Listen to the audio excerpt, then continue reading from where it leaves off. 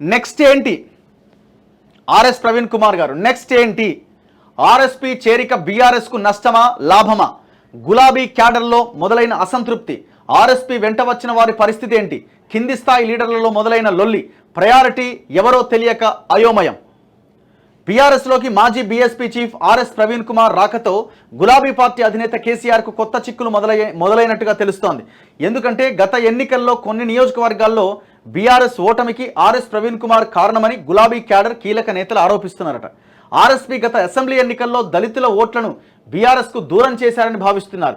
దీనికి తోడు ఆర్ఎస్పీ పార్టీలో చేరడంతో ఆయనతో పాటు బీఎస్పీలో పనిచేసిన 85 మంది, పలు నియోజకవర్గాలకు చెందిన నేతలు, 40 మంది వరకు అసెంబ్లీ నియోజకవర్గ ఇన్ఛార్జీలు, రాష్ట్రంలో కీలక బాధ్యతల్లో పనిచేసిన వారు సైతం గులాబీ కండువా కప్పుకున్నారు. వీరి రాకతో ప్రస్తుతం బీఆర్ఎస్లో ముందు నుంచి పనిచేస్తున్న వారిలో అసమ్మతి రాగాలు వినిపించే అవకాశం లేకపోలేదట. బీఆర్ఎస్లో ఆది నుంచి ఉన్న ఉద్యమకారులనే కేసీఆర్ పట్టించుకోలేదు.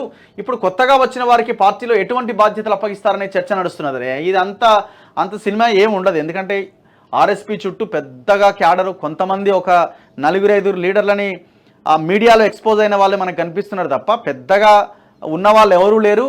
ఆయన వెంట నడిచిన పాత బీఎస్పీ నాయకులు కూడా ఎవరూ లేరు. సో ఆయన వెంట ముందు నుంచి కాకుండా తర్వాత కాలంలో ఆయన వెంట నడిచిన వాళ్ళు కొంతమంది మాత్రమే బీఆర్ఎస్లోకి వెళ్ళినారు. సో వాళ్ళ వల్ల బీఆర్ఎస్కి వచ్చే నష్టం ఏముంది? వాళ్ళు ఎంతసేపు ఇప్పుడు కేసీఆర్ ఆర్ఎస్ ప్రవీణ్ కుమార్ని వాడుకోవాలి ఈ సందర్భంలో అనుకున్నాడు, వాడుకుంటున్నాడు సింపుల్గా. మీరు చూడండి, ఆర్ఎస్పీకి జరిగిన అవమానము చాలామంది మాట్లాడలేదు ఈ విషయంలో. అసలు ఆర్ఎస్ ప్రవీణ్ కుమార్ ఎక్కడ కండువా కప్పుకోవాలా? ఇప్పుడు ఈయన శాసించాలా, ఇగో నాతో నువ్వు పొత్తు, నీకు అవసరం ఉన్నది నువ్వు నా దగ్గరికి వచ్చి కండువా కప్ప అనాలా.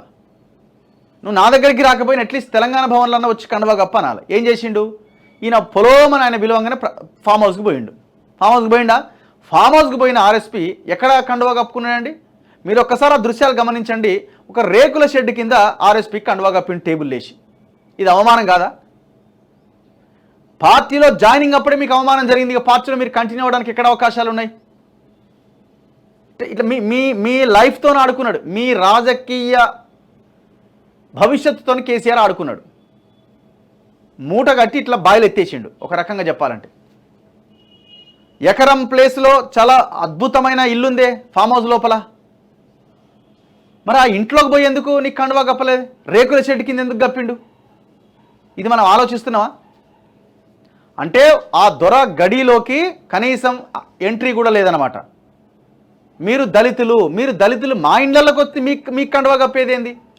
మీరు ఒకసారి ఆయన పార్టీలో చేరిన దృశ్యాలు చూడండి, ఒకసారి క్లియర్గా అర్థమవుతుంది.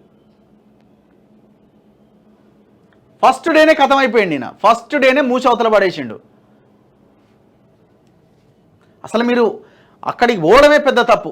ఆయన మీ దగ్గరికి వచ్చి ఉంటే మీకు ఇంకొంచెం బలం పెరిగేది. అసలు ఆయన మీ బలాన్ని ఉపయోగించుకోవడానికంటే కూడా మిమ్మల్ని ఎటుకాకుండా చేయడానికే ఈ వ్యవహారం నడిపించినట్టుగా కనబడతా ఉన్నది.